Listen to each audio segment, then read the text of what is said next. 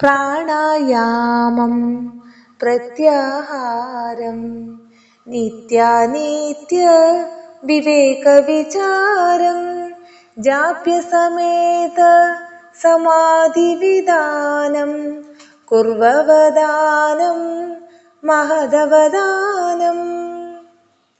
പ്രാണായാമം, പ്രത്യാഹാരം, നിത്യവും അനിത്യവും ഏതെന്ന് വിവേകപൂർവമുള്ള വിചാരം, ജപത്തോടെ, സമാധി പരിശീലനം ഇവ അതീവ ശ്രദ്ധയോടെ, മഹത്തായ ശ്രദ്ധയോടെ ചെയ്യുക.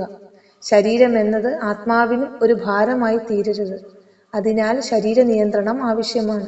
അത് പ്രാണായാമ യോഗാസനങ്ങളിലൂടെ നേടിയെടുക്കേണ്ടതാണ്.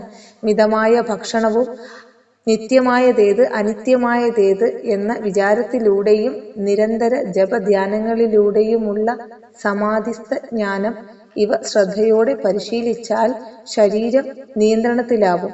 ഇത് സാധിച്ചാൽ പഞ്ചേന്ദ്രിയങ്ങളെ വശംവദമാക്കാനാവും. അങ്ങനെയെങ്കിൽ ആത്മജ്ഞാനം ഉയരുകയും ശരീരചിന്ത മറയുകയും ചെയ്യും. ഇതാണ് യോഗസാധനാ മാർഗം. ഈ അവസ്ഥയിലെത്തിയാൽ ഈശ്വരനിലേക്ക് അണയാനുള്ള പാത തെളിഞ്ഞു എന്നർത്ഥം.